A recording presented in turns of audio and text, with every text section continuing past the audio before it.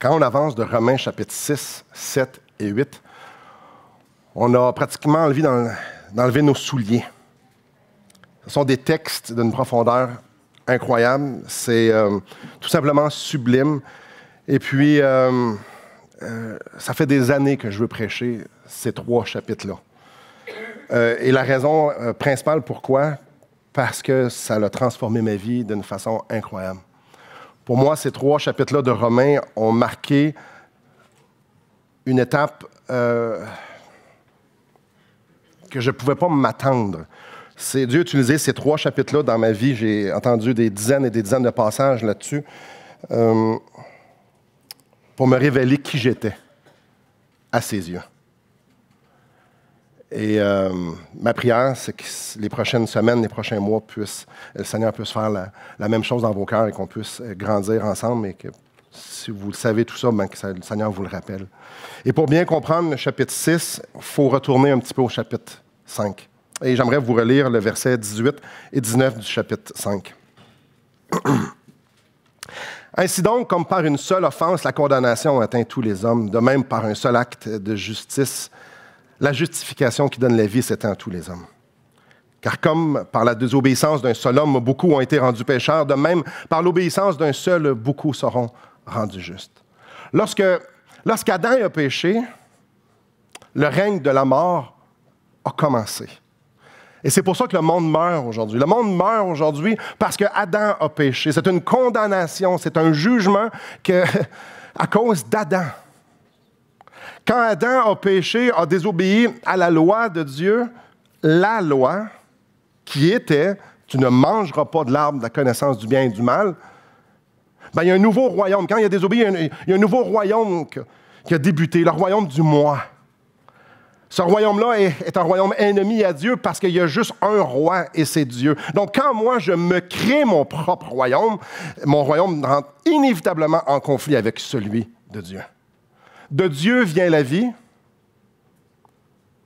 De son royaume, c'est un royaume de vie. Mon royaume vient du royaume de la mort. En fait, le péché, c'est de dire à Dieu, tasse-toi, je vais faire mes propres lois. Le péché, c'est de dire, maintenant, c'est moi qui va gouverner telle situation ou telle autre situation. C'est moi, c'est ma perspective, c'est moi qui décide. Toi, tu te tasses. Maintenant, c'est moi le roi. Clairement, on ne dit pas nécessairement comme ça. Mais dans les faits, c'est exactement ça.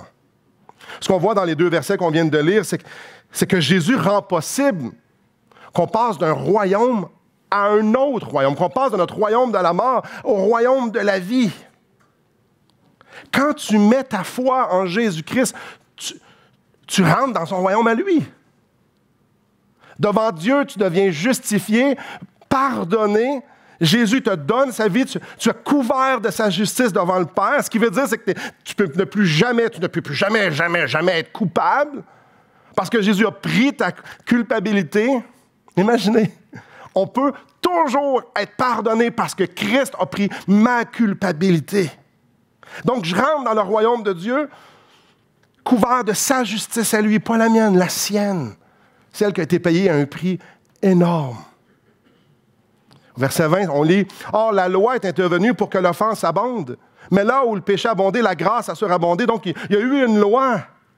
Dieu nous a donné une loi parce qu'on avait de la misère à saisir qu'on était pécheurs. Donc, il a fallu qu'il nous dise ça c'est péché, ça c'est péché, ça c'est péché, ça c'est péché dans notre vie. La loi sert à ça, à démontrer l'ampleur de notre dépravité.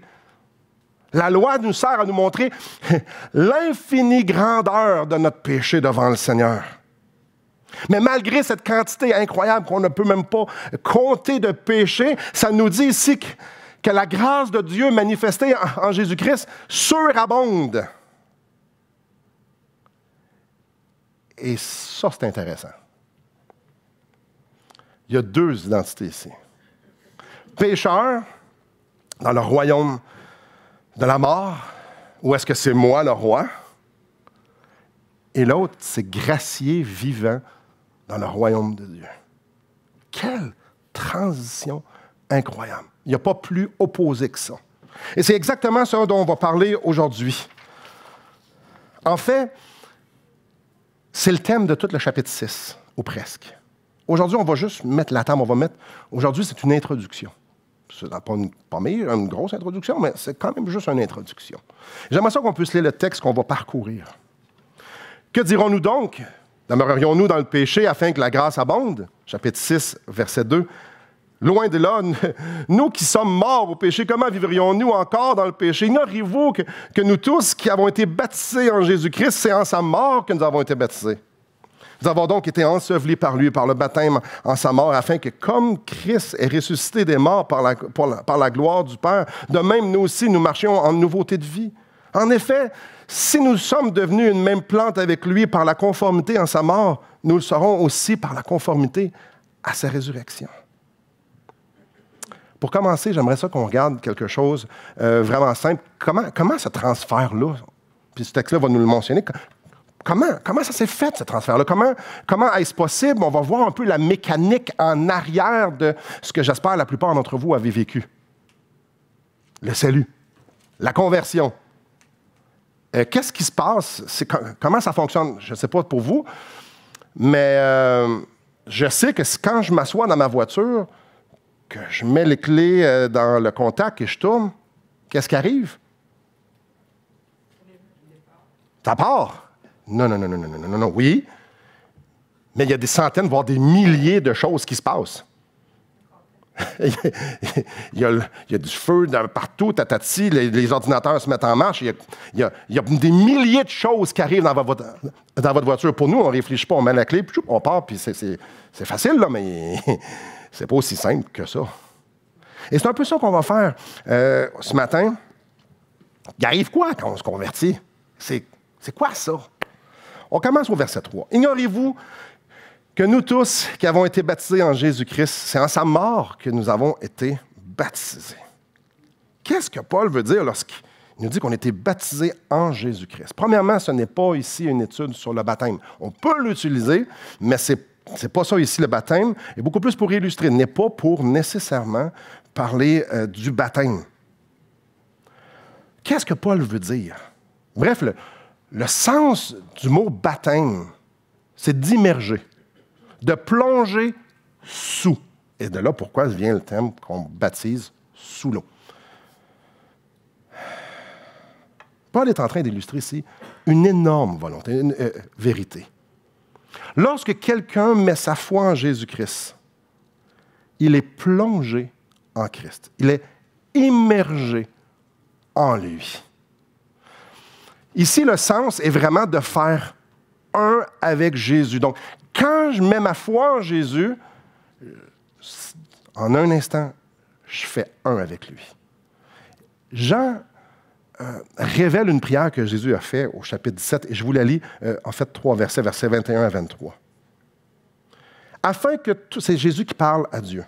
Afin que tous soient un, comme moi, comme toi, Père, tu es en moi, et comme je suis en toi. Afin qu'eux aussi soient un en nous. Pour que le monde croie que tu m'as envoyé. Je leur ai donné la gloire que tu m'as donnée afin qu'ils soient un, comme nous sommes un. Moi en eux, et toi en moi, afin qu'ils soient parfaitement un. Y a-t-il assez de un là-dedans? Puis parfaitement un. L'illustration ici qui est utilisée, en fait, si on veut illustrer cette grande vérité-là, on est plutôt limité. Parce que c'est quelque chose qui est dur à comprendre. C'est quand on parle de la Trinité. C'est un Dieu en 3 personnes. C'est des personnes distinctes, mais en une personne. À quelque part, à un moment donné, notre cerveau fait « c'est dur ». Clairement, on est en train de parler de Dieu ici. Donc, c'est dur de pouvoir tout comprendre ce que Dieu dit. Donc, quand on parle ici que nous sommes immergés, que nous faisons un avec Dieu, avec Jésus-Christ, on doit comprendre qu'à notre conversion, l'illustration que j'ai trouvée, qui est limitée, bien évidemment, là, c'est que notre âme devient tricotée avec Jésus pour ne former qu'un. C'est pourquoi ça nous dit qu'on a été baptisés en sa mort. Venez au chapitre 5, au verset 8.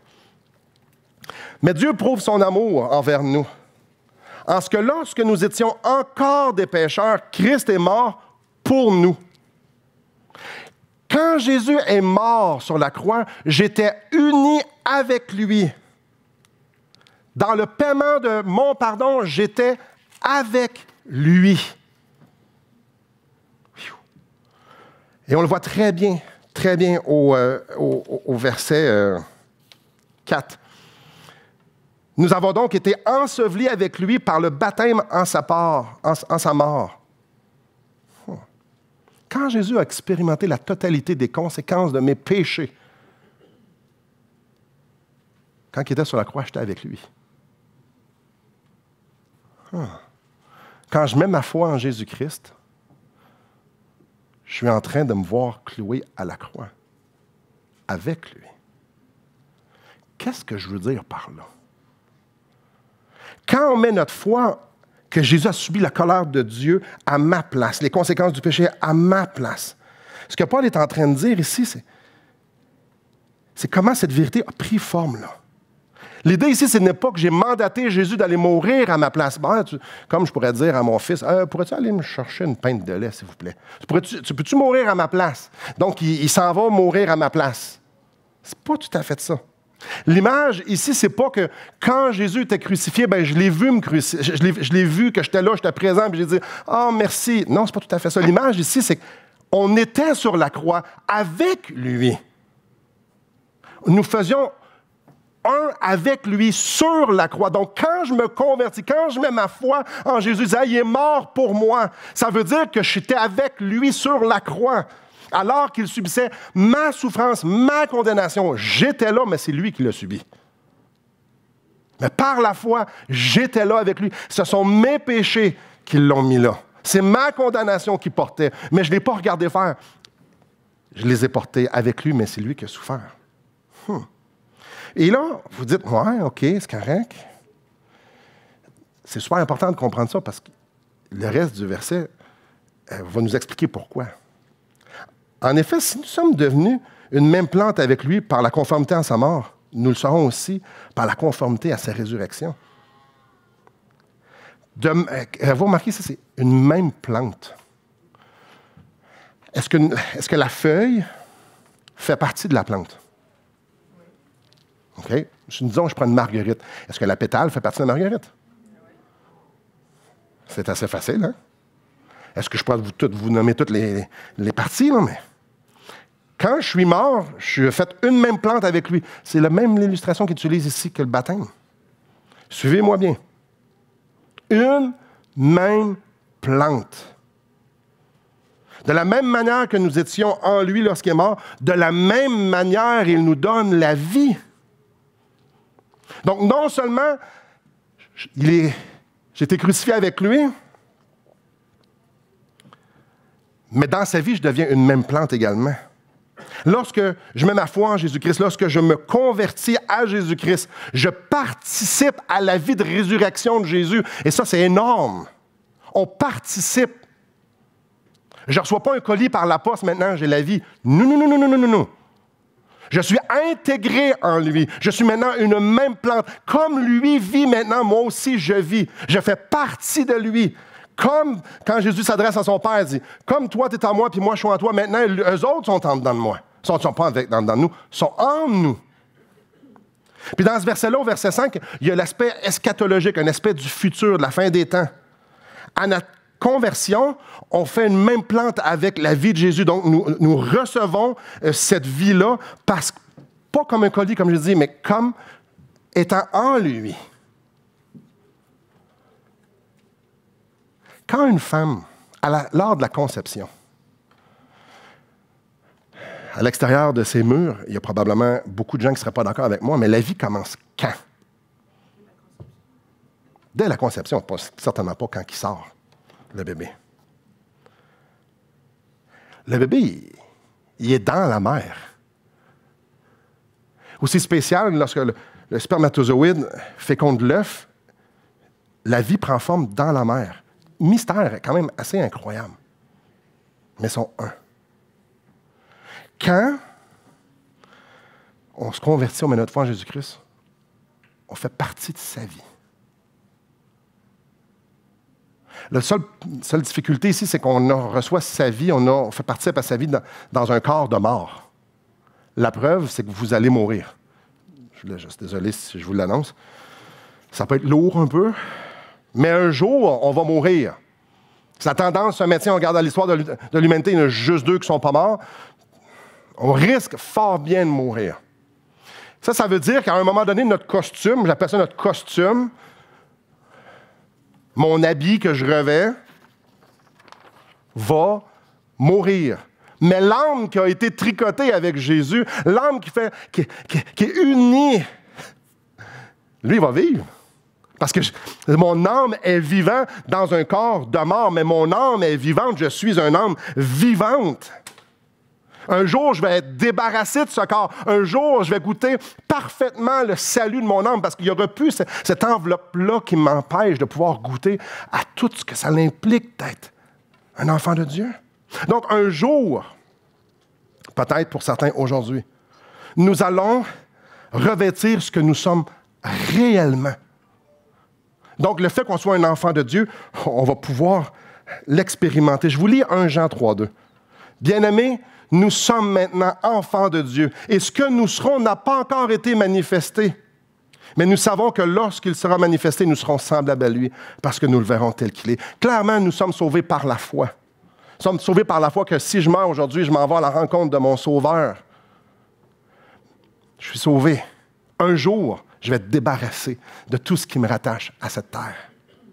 Et ce qui est extraordinaire ici, c'est de voir la transition d'identité.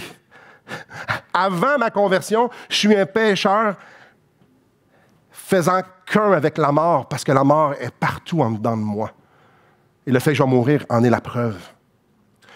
Et à un certain moment donné, au mois d'octobre 1996, pour moi, j'ai regardé à Jésus-Christ. Et j'ai dit, tu es la seule solution à mon problème de mort. Toi, tu m'aimes, tu es mort sur la croix. Mais à cet instant même, j'ai fait la même plante, j'ai fait une même plante avec lui. J'ai été immergé en lui sur la croix. Quand il était sur la croix, c'est moi qui étais là. Mais moi, je n'ai rien senti. Il l'a fait 2000 ans avant moi. Mais ce soir-là, dans mon salon, en fait, dans ma chambre, c'est là que j'étais. Et en même temps, ça ne s'est pas terminé là. J'ai fait une même plante dans sa résurrection aussi. Il a vaincu la mort après 3 jours. Donc, cette soirée-là, j'étais avec lui sur la croix et j'étais avec lui dans la résurrection.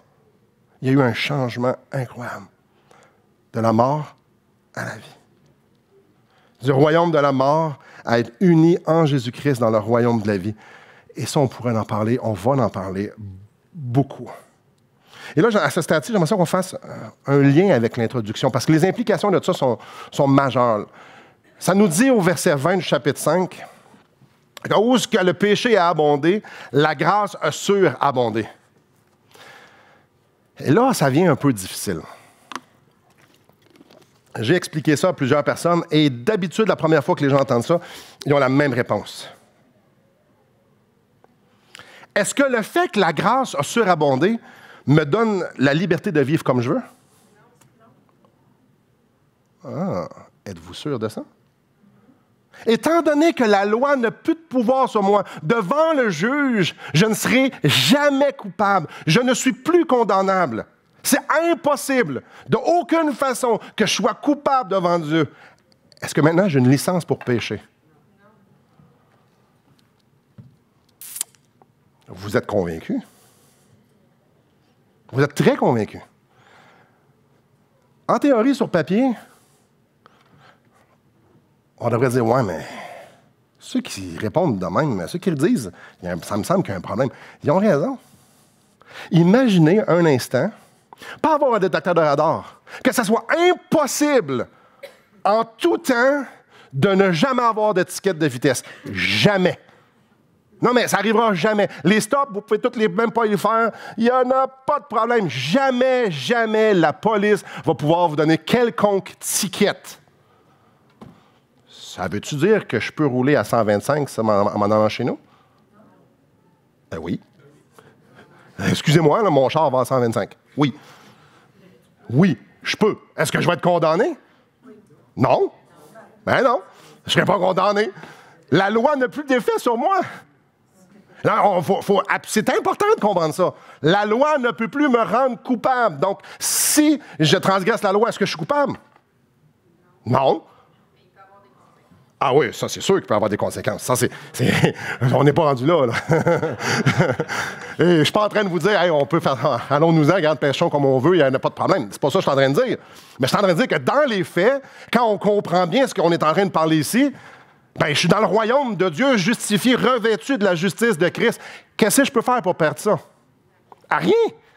Donc, je peux vivre comme je veux. Je peux aller dans le royaume de la mort, puis je peux aller dans le royaume de la vie. En fait, c'est mon choix.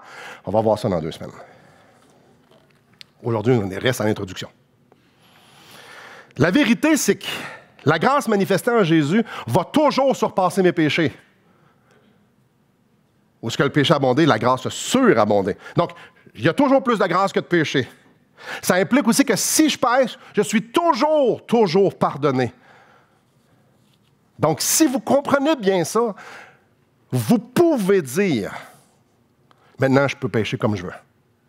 Il n'y a pas de problème. Je peux-tu perdre mon salut? Non. Je peux-tu devenir plus justifié? Non. Je peux-tu être condamnable? J'en fais 20 fois, je le dis. Non. Là, vous dites, Simon, vite, fais quelque chose, je me sens inconfortable. Là, le monde se demande, on part-tu ou on part pas, là?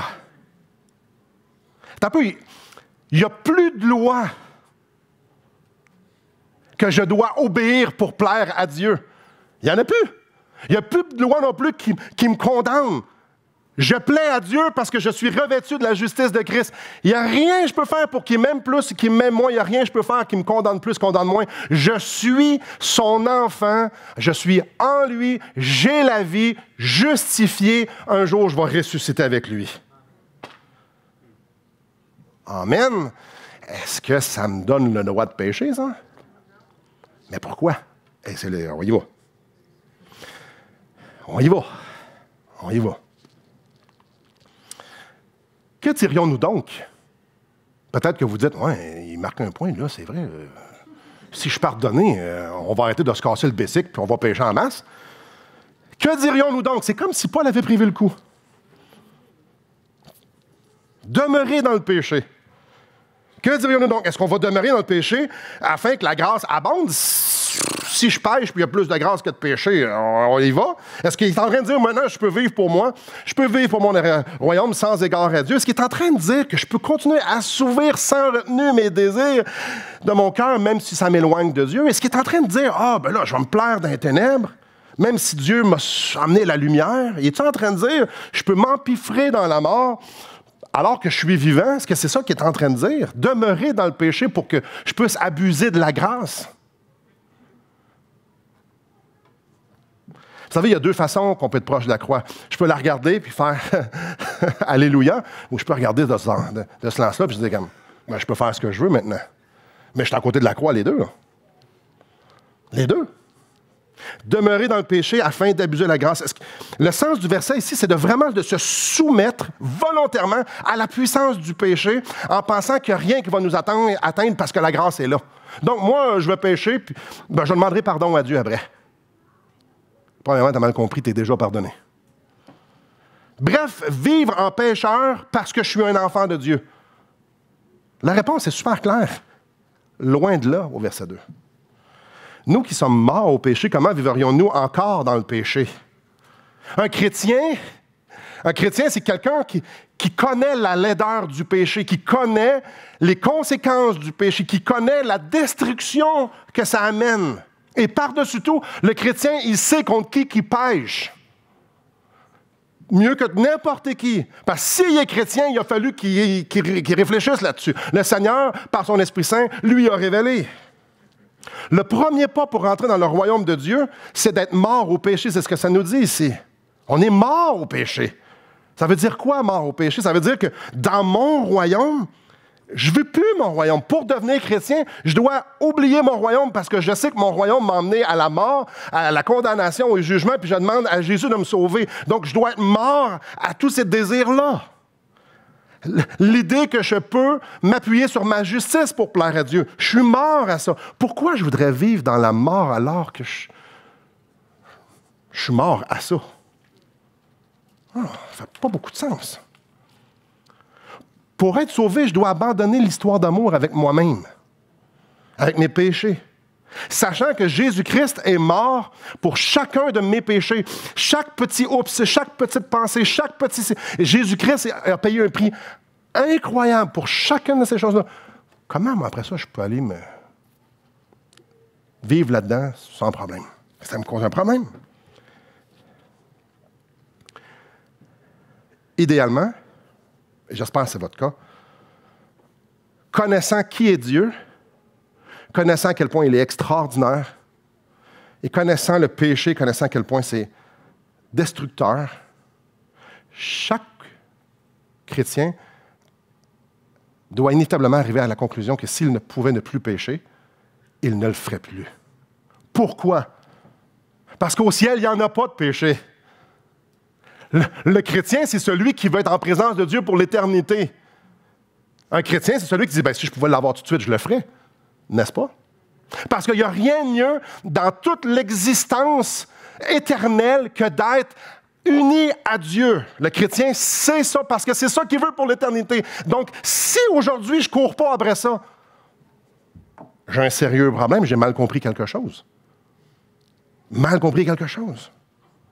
Sachant que je suis un enfant de Dieu, sachant que je peux vivre dans la victoire sur le péché, sachant que maintenant, j'ai la puissance de la résurrection en moi, mais pourquoi je voudrais autre chose dans ma vie? Parce que c'est ça que je veux pour l'éternité. Nous avons été ensevelis avec lui par le baptême dans sa mort, afin que comme Christ est ressuscité des morts, verset 4, par la gloire du Père, de même, nous aussi, nous marchions en nouveauté de vie. Le fruit de notre nouvelle identité. Le fruit de notre nouvelle identité, c'est de marcher en nouveauté de vie. Je sais maintenant, je suis un enfant de Dieu. Il n'y a rien de mieux que ça, c'est ce que je veux pour l'éternité. Alors, ça va être ça ma vie. Quelqu'un qui veut être sauvé pour aller au ciel, mais qui ne veut pas marcher avec Dieu, as-tu compris quelque chose? Non.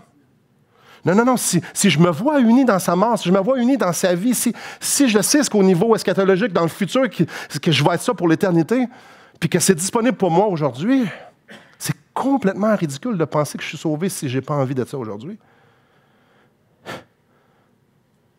Un chrétien, c'est celui qui veut vivre son identité. La nouveauté de vie, c'est je veux vivre ma nouvelle identité. On s'imagine un sans-abri.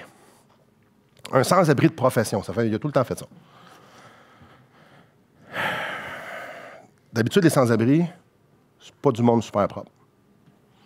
C'est pas du monde qui sont bien habillés. On est tous mieux habillés qu'eux autres aujourd'hui. La grande majorité des sans-abri ont une vie plutôt misérable. La grande majorité des sans-abri sont seuls et vivent dans des conditions extrêmes, surtout à matin. Imaginons un instant ce sans-abri-là, qu'à un moment donné, il y a un roi qui va le voir et qui dit « Écoute, Charlie, j'aimerais ça que tu sois dans ma famille avec tout ce que ça implique. Là, regarde, je t'amène avec moi, tu viens chez nous. Mon royaume s'est rendu le tien, je suis un roi. J'ai tout ce que j'ai, t'appartient. » Charlie fait quoi? Oui. Oui, absolument. Il dit, oui, je veux faire partie de ta famille. Oui. C'est parfait, tu vas sur mon testament. Voilà les clés de tout ce que j'ai. Vas-y. Charlie, fais ce que tu veux. Imaginez-vous, Charlie, juste un instant. Là, je vais retourner vivre dans la rue, moi. Ça fait tout du sens? Là, je vais reprendre mes vieux habits, tu sais, ceux qui sentaient pas super bon, là. Ça fait-tu du sens? Clairement, il ne connaît pas tous les protocoles de la royauté. Il ne sait pas trop comment ça marche. Puis probablement, quand il s'assoit à la table, puis que tous les grands dignitaires, les autres rois, il a de l'air un peu perdu à la table, puis qu'il se trompe, puis qu'il dit des affaires qu'il ne devrait pas dire. Assurément. Mais est-ce que ça va l'amener à vouloir retourner dans la rue? Non. Il ne retournera jamais dans la rue. Il ne retournera jamais mettre ses vieux vêtements. Il a tous les vêtements, il a tout ce qu'il faut. Pensez-vous qu'il va retourner vivre dans des boîtes de carton? Ben non, il habite dans un palace. Lequel? Il y en a plein. Lequel tu veux? Et vas-tu aller jouer dans les poubelles pour aller manger? Voyons, ça ne fait aucun sens. Imaginez-vous un prince qui dit, là, moi, j'ai faim. Il y a des cuisiniers comme qu'il veut. Il n'y a même pas besoin de cuisiner. Il y a l'épicerie chez eux. Ah, je vais retourner dans le container. Il me semble que le vieux Big Mac d'il y a 2 jours, c'était bon. C'est ridicule. Ah, il fait moins 40 en matin. Je m'ennuie tellement de me réveiller avec les extrémités toutes gelées. Là. Je couche à soir. Je couche dehors à soir. Non, ça ne fait pas de sens. Hein? Mais pas ça ne fait pas de sens. Juste réfléchir à ça. C'est-à-dire, pourquoi on parle de ça? Mais quand on comprend que lorsque le péché a abondé et la grâce a surabondé, que maintenant on a passé d'un royaume à un autre, comment on pourrait penser retourner dans le royaume de la mort? Pas les... voyons donc, loin de là. Mais non, ça ne fait pas de sens. OK, il y a quelqu'un à quelque part qui pense ça. C'est mes mots à moi, là, je m'impose un peu dans le texte ici. Là. Sérieux, il y a du monde qui pense, parce qu'ils sont maintenant vivants, pardonnés, tout ça, ils vont aller se vautrer dans la cochonnerie. Volontairement. L'argument ici, c'est super simple. C'est pas parce qu'il y a eu une transition d'enfant de Dieu, de pécheur enfant de Dieu, de ténèbres à lumière, de mort à la vie, que tu vas retourner vivre comme un ennemi de Dieu. Ça ne fait aucun sens, si quelqu'un se posait la question. Puis quand on réfléchit à ça, quand moi je réfléchis à ça, ça ne fait aucun sens de contempler la mort. Puis là, vous dites, bon, je ne contemple pas la mort, en fait, ça ne me tente pas de mourir, moi, là. Le péché. Ça ne fait aucun sens. Oui, OK, c'est dans notre nature, dans notre costume, clairement, mais quand on y pense, ça ne fait aucun sens. J'ai Dieu, ou j'ai ce péché-là qui va m'apporter... Comment je fais pour contempler ça? Ça ne fait aucun sens. Je suis, si vous avez mis votre foi en Jésus-Christ, vous êtes des enfants de Dieu. Nous sommes des enfants de Dieu. Nous sommes sortis des ténèbres. Dans la fosse de destruction, Dieu nous a emmenés en Jésus-Christ. Maintenant, nous vivons sa vie. Nous sommes en lui, et ça pour l'éternité. Comment je fais pour dire, pause là-dessus, là, ou maintenant je vais vivre ici? Mais ça ne fait aucun sens. J'étais mort. Aucune espérance de vie, de justice, de rien de la part de Dieu. Ça fait aucun sens que je me dise, je vais aller refaire ce que je faisais quand j'étais là. Ça fait aucun sens. La question qu'on doit se poser ce matin, chacun d'entre nous, est-ce que j'ai vraiment fait cette transition-là? Parce que c'est là que ça commence. Je nais pécheur. Et je pêche. Et la preuve de ça, c'est que je vais mourir. Et Dieu me dit qu'à cause que je suis pécheur, parce que je pêche contre lui, il va y avoir une condamnation. Et je vais non seulement mourir physiquement, mais je vais mourir aussi pour l'éternité en enfer. Je suis là. Mais Dieu dit, non, mais je veux juste que tu saches que je t'aime, puis je veux qu'on soit ensemble. Jésus-Christ qui est là sur la croix, tu réalises-tu que c'est pour toi qu'il a fait ça? Tu réalises-tu que la condamnation qui reposait sur toi à cause de tes péchés, lui qui n'avait pas péché est allé sur la croix pour toi? Est-ce que tu veux te reconnaître avec lui? Est-ce que tu es prêt à dire, OK, je vais, regardez bien ici, je vais partir de là, puis je vais aller sur la croix avec lui. Puis dire, OK, c'est ça que j'étais supposé de subir, la séparation totale d'avec Dieu. Mais Jésus, tu le prends pour moi. As-tu pris cette décision-là? La décision de dire, la seule affaire que j'ai besoin dans ma vie, c'est que Jésus meure pour mes péchés, qu'il me pardonne. As-tu pris cette décision-là? La décision implique quelque chose ici, hein? J'abandonne tout à propos de moi, parce que ça m'envoie en enfer. Ça, c'est la mort. Je dois abandonner cette idée-là puis dire, je veux ta vie, Je vais te pardonner, mais je veux faire une même plante. Je veux quelque chose que je ne peux pas avoir autrement. Je veux ta vie maintenant parce que c'est ça, je veux pour l'éternité. Je veux être avec toi, Jésus. Je veux que tu sois mon sauveur, je veux que tu sois mon Seigneur, je veux vivre dans ton royaume. Savez-vous où est-ce que je suis ici? Là? Je ne suis plus là, je suis ici. C'est de ta justice que je vais te revêtir. C'est rien que toi que je veux. As-tu pris cette décision-là? C'est la question la plus importante ce matin. On est loin de parler d'ici d'une petite prière de repentance. Ça n'a rien à voir avec la prière de repentance ici. Là. Je suis en train de vous dire, de regarder Jésus-Christ et de dire, c'est moi qui étais là. C'est moi qui était supposé d'être là. Il a pris tout à ma place. Je veux être uni avec lui pour l'éternité parce qu'il est là. Je l'aime, je ne sais pas comment, je ne sais pas par où commencer, c'est pas grave, mais je veux être revêtu de cette justice-là qu'il me donne. Je veux cette vie-là. C'est là que ça commence. C'est là que ça commence. Puis peut-être qu'à certains ont dit « Oh, je ne suis pas sûr. » Peut-être qu'à certains ont dit « Non, je ne suis pas en train de vous parler de religion. Il n'y a plus de loi. C'est plus ça. La loi fait juste nous montrer à quel point on est dans ce royaume-là perdu. Je suis en train de vous dire de juste reconnaître que vous êtes des pécheurs séparés de Dieu puis que Jésus-Christ a pris la séparation à votre place. De vous dire « Hey, je veux faire une même plante avec toi. Tu es ressuscité, je veux cette vie-là. En fait, ce que je veux, c'est passer l'éternité avec toi. Être uni à toi. Tu m'aimes de même. Je vais abandonner mon royaume. Je ne sais pas trop ce que ça veut dire, mais je vais abandonner mon royaume. Puis je veux faire partie du tien. Si tu n'as jamais fait ça, c'est le temps de le faire maintenant. Parce qu'il y a une chose qui est sûre, je vais être très fataliste. Tu vas mourir. Et maintenant est le jour pour être sauvé. La deuxième question. Et là, je m'adresse à chacun d'entre nous.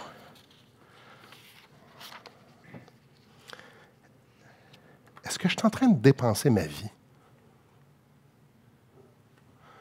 à découvrir ce royaume-là? Ou je suis en train d'essayer d'être entre les deux, de profiter d'ici, pas trop pire, mais tu sais, comment ça vit ça, là? Je suis entre les deux ici, je suis comme un pivot. C'est quoi? Comment on fait ça? Parce que c'est facile de se convertir à Jésus-Christ puis ensuite de passer à autre chose, sans méditer aux vérités profondes de mon salut. Quand je vous ai dit que c'était un des messages qui m'a le plus marqué, je veux dire, ces textes-là qui m'ont le plus marqué, c'est exactement ça. Le but n'est pas de devenir chrétien, de venir à l'Église. Le but n'est pas de faire des actions religieuses. Non, le but, c'est de comprendre que j'ai changé d'identité. Je ne suis plus la même personne.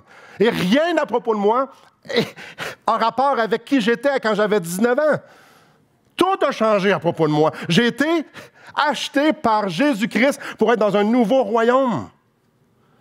Ma vie devrait servir à quoi? Au ciel, je vais faire quoi? Au ciel, la seule chose qu'on va faire, on l'a chanté tantôt, c'est louer Jésus-Christ, le Père, le Saint-Esprit. C'est ça qu'on va faire pour l'éternité.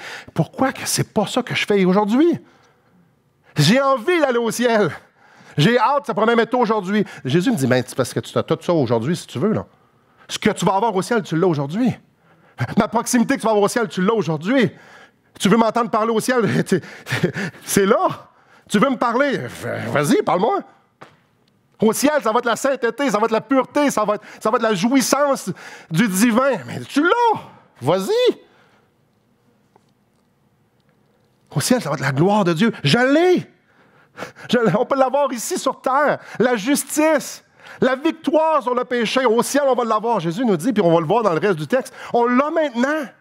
Qu'est-ce qui nous manque? L'amour. Vous avez tout pleinement en lui. Qu'est-ce qui nous manque? Si j'ai tout pleinement en lui, qu'est-ce qui me manque pour pouvoir être plein de lui? J'ai déjà tout. J'ai Dieu en dedans de moi par son Saint-Esprit. Qu'est-ce qui nous manque? Non. Il manque de patience? Non, il manque de soumission à l'Esprit Saint, il ne manque pas de patience. C'est vraiment spécial comment on oublie qui on est. Puis les vérités de notre conversion, les vérités de notre salut. Jésus n'est pas venu nous offrir une sortie de prison, une carte de sortie de prison sans frais. OK, ben regarde, prends ça, tu iras pas en enfer. Maintenant, continue de faire le tour du board. Puis une fois de temps en temps, tu remémores-toi, tu as une carte, puis c'est correct. Je fais référence au Monopoly ici. Non, il nous a libéré la puissance du péché, que maintenant, on a une nouvelle option. On a l'option d'adorer Dieu. On a l'option de naviguer dans ce royaume-là. On a l'option d'avoir une intimité avec lui, de pouvoir l'écouter, de pouvoir lui parler, de pouvoir être soumis. Avant, je ne l'avais pas, ça. Avant, j'étais esclave de mon péché, j'étais esclave de mes pensées, de mon royaume. Maintenant, j'ai été libéré de ça. Maintenant, j'ai une deuxième option. Il me donne la puissance de le faire. La question, c'est est-ce que je suis en train de dépenser ma vie à découvrir mon nouveau royaume ou je suis en train de manger encore dans le dumpster les Big Mac d'il y a 2 jours? Je suis en train de me revêtir de linge qui représente la mort ou je suis en train de contempler cette robe blanche-là qu'un jour je vais être revêtu puis que... C'est quoi ma vie? C'est tellement facile d'en remettre des vieux vêtements, de revenir à notre vomi. C'est tellement facile de retourner à des places qui sont marquées par la mort tout partout, mur à mur. De retourner à la soupe populaire et de dire « Mais je comprends pas, je ne suis pas nourri, je me sens vide quand j'ai le royaume, j'ai Jésus-Christ. » Ça n'a aucun sens. Et c'est ce qu'on va explorer dans les prochaines semaines. Nous avons la liberté éternelle sur le péché. Nous pouvons maintenant vivre notre nouvelle identité. C'est possible. Ce qu'on va avoir au ciel, on peut commencer aujourd'hui, maintenant. Venez avec moi au verset 11. Et on va vraiment parler beaucoup du verset 11. Ainsi vous-même, regardez-vous comme mort au péché et comme vivant pour Dieu en Jésus-Christ. D'une façon assez courte, rappelle-toi qui t'es. Tu n'es plus mort. Tu es rendu vivant. Maintenant, quand tu prends une décision comme un vivant. Maintenant, quand tu permets des choses dans ta vie, permets des choses comme si tu étais vivant, comme si tu étais un enfant de Dieu, comme si la chose la plus importante, c'est d'être en union avec Dieu. Donc, ça devrait régir toute notre vie. Toute notre vie devrait découler de cette réalité-là. Tout dans ma vie devrait découler que maintenant, je vis pour Christ et par Christ. En conclusion, aujourd'hui, je l'ai redit une autre fois, j'ai la liberté de vivre ce qu'on va vivre au ciel pour l'éternité. Pas parce qu'on a fait de quoi de bon. Pas parce qu'on en a fait assez. Non! Non, non, non, non, non. Parce que Christ a tout fait et maintenant je suis une même plante avec lui. J'étais immergé dans sa vie, dans sa mort et dans sa vie. Qu'est-ce qui m'empêche de le faire? Et je suis pécheur comme vous autres. Et j'ai plein de bonnes idées. Qu'est-ce qui m'empêche de le faire? Connaissez-vous Monsieur Culpabilité? Ou Madame Culpabilité? Monsieur et Madame Regret, ça vous dit quelque chose? Oui, Monsieur et Madame Passez bon. Monsieur capable, Monsieur et Madame, moi je suis capable. Monsieur et Madame, je ne sais plus quoi faire, j'ai trop de tentations. À différentes saisons de notre vie, on peut tous s'associer, on peut tous se reconnaître dans ces gens-là. La Bible me dit que je suis un enfant de Dieu. Que j'ai passé de la mort à la vie, des ténèbres à la lumière. Que maintenant je fais un avec Jésus-Christ. Que la puissance de la résurrection m'appartient maintenant. Je peux croire des mensonges ou je peux croire la vérité. Sanctifie-les par la vérité. Ta parole est la vérité. La Bible me dit que je suis un enfant de Dieu. Donc, Est-ce qu'on sait tout comment ça se passe dans le royaume et qu'on est vraiment bon là-dedans? Non, on est un peu comme le mendiant. On est des tout croches. En tout cas, excusez-moi, moi j'en suis un. Des fois, je ne sais pas trop, je suis maladroit, puis je m'en fâche plus souvent qu'autrement. Je ne sais pas tout le temps comment me tenir dans bien des circonstances. Bien souvent, je tombe. Hey, je pêche. Je pêche. On fait quoi quand on pêche? On fait quoi quand ce corps-là, ce costume-là, gagne une bataille? Je fais quoi? Je me mets en petite boule, puis je pleure. Non. Hey, imaginez, moi, j'ai mes 3 enfants. Imaginez un de mes enfants qui dit, « Papa, tu m'avais dit de faire la vaisselle, puis je ne l'ai pas faite. Clairement, tu vas manger toute une. Et ça ira pas bien. En fait, tu n'es plus mon enfant. Ah, sors de la maison. Tu m'as désobéi. Sors de la maison. La loi ici, c'est que tu m'obéis. Sors de la maison. Puis quand tu auras fait assez de vaisselle chez le voisin, puis tu auras fait tout ce que tu as à faire, peut-être que tu reviendras. C'est trop ça, on voit Dieu de même. Ah non. Là, Seigneur, regarde la liste que j'ai faite pour toi. J'aimerais ça que tu puisses me bénir. Non! Non! Ah, là, je suis trop pécheur, c'est parce que ça fait 873 fois cette semaine que je te demande pardon pour ce péché-là. Puis là, je peux pas y aller, j'irai pas. J'ai ben trop honte, voyons donc. Nous sommes enfants de Dieu. J'ai été crucifié avec Christ et j'ai été fait une même plante avec lui dans sa vie. Je suis maintenant juste devant le Père. La seule chose que Dieu veut, c'est « Viens-t'en, mon enfant ». La preuve, c'est que si je meurs, c'est là que je m'en vais, drette devant sa face. Donc, si je meurs, je m'en vais devant sa face. À chaque instant de ma vie, je peux aller devant sa face. Le chemin a été inauguré par Jésus-Christ quand il est monté au ciel. Maintenant, je peux rentrer dans sa présence, même si je pêche, même si je tombe. La différence de ceux qui abusent de la grâce, c'est ceux qui ne retournent pas, puis ceux qui ne se lèvent pas. La marque d'un chrétien mature, c'est celui qui, après avoir tombé, retourne à papa et dit « Oh, c'est toi que je veux! » Vous venez voir au chapitre 7. Paul, c'est une longue conclusion, je suis désolé. Vous avez serré vos bibles trop vite. Et là, au chapitre 7, il y a cette dualité-là. On parle de l'apôtre Paul, puis il y a cette dualité-là. Il dit « Ah non, je pêche encore, je veux plaire à Dieu, mais là, je fais encore de tomber. Ah, ça ne fait pas de sens. Regardez au verset 24 ce qu'il dit. « Misérable que je suis, qui me délivrera de ce corps de mort? J'ai tellement hâte de goûter cette liberté sans voir ce costume-là. Je veux être avec toi. » La marque d'un chrétien mature, c'est celui qui, après avoir péché, se relève puis s'en va à Dieu. Allez voir chapitre 8, verset 1. Il n'y a donc maintenant aucune condamnation pour ceux qui sont en Jésus-Christ. Papa, je le reconnais, je le confesse. Mais c'est toi que je veux. Un point, c'est tout. Continuons à marcher. Frères et sœurs, c'est ça la vie chrétienne, c'est ça ce royaume-là. Il n'y a rien qui nous empêche d'aller au roi, il n'y a rien qui nous empêche de profiter de son intimité avec les frères et sœurs, avec sa parole, dans la prière, en lisant des livres, aller marcher dans la nature, puis s'ébahir de toutes les beautés qu'il met devant nous pour qu'on puisse aller à lui.